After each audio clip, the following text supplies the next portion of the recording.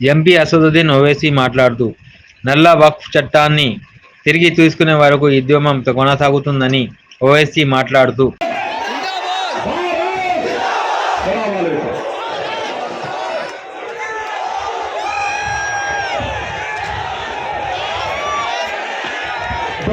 तशरीफ रखिए इंशाल्लाह।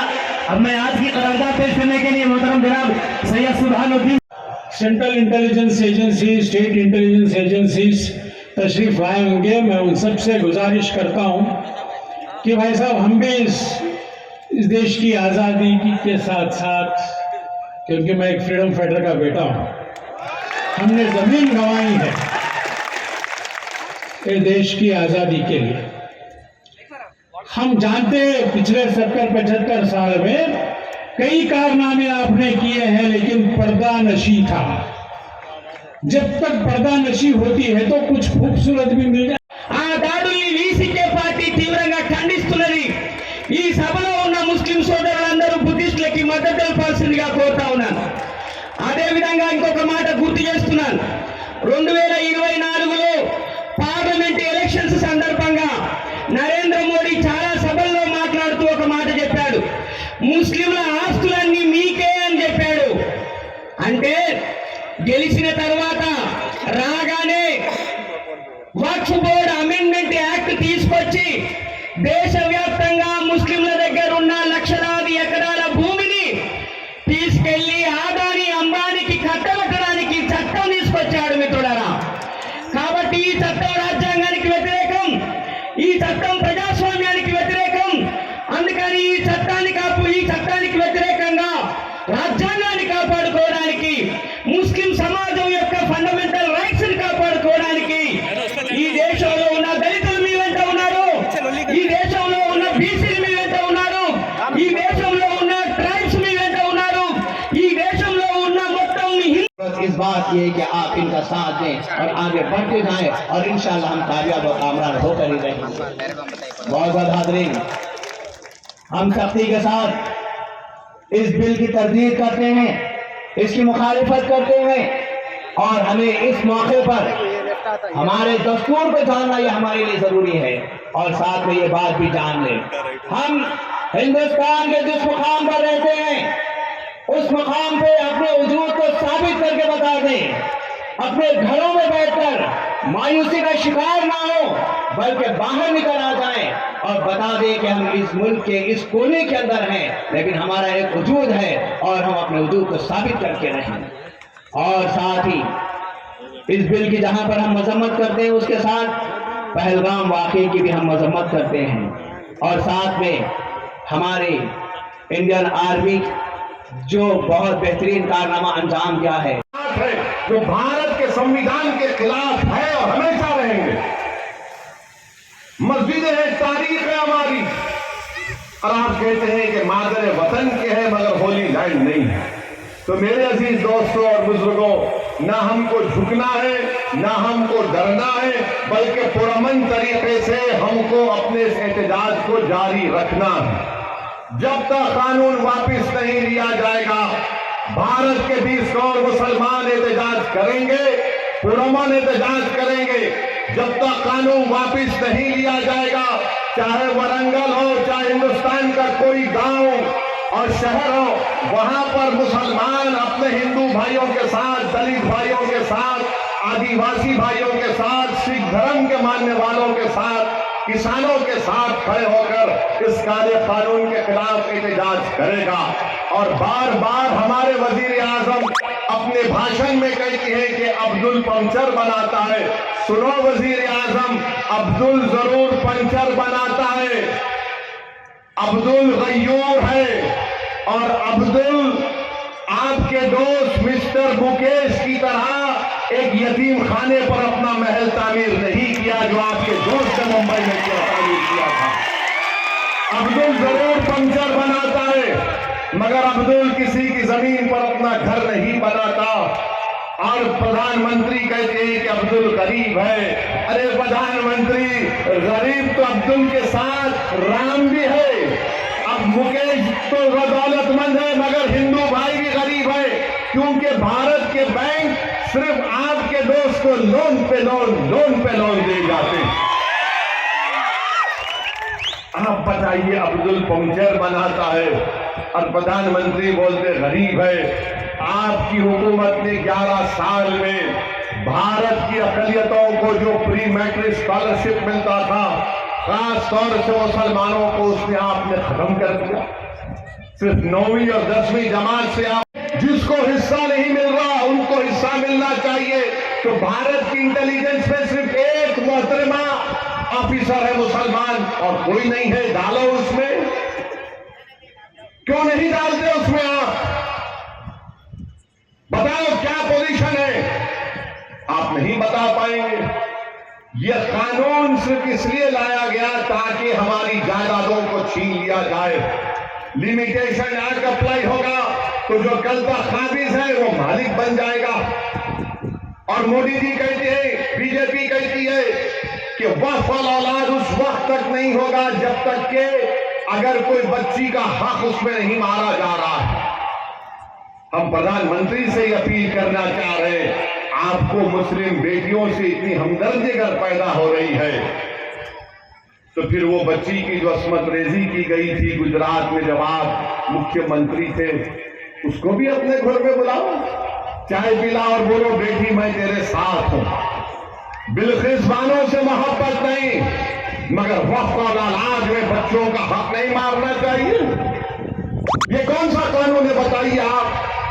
हमारे हिंदू भाई जानते हैं कि उनके सेल्फ एक्वायर्ड प्रॉपर्टी में अगर किसी हिंदू भाई के 2 बेटियां हैं और 1 बेटा है, और वैसे एक मुसलमान की 2 बेटियां 1 बेटा है, तो हमारे हिंदू भाई की जो सेल्फ एक्वायर्ड प्रॉपर्टी है वो विल के जरिए अपने 2 बेटियों को छोड़कर अपने 1 बेटे को अपनी पूरी जायदाद दे सकता है।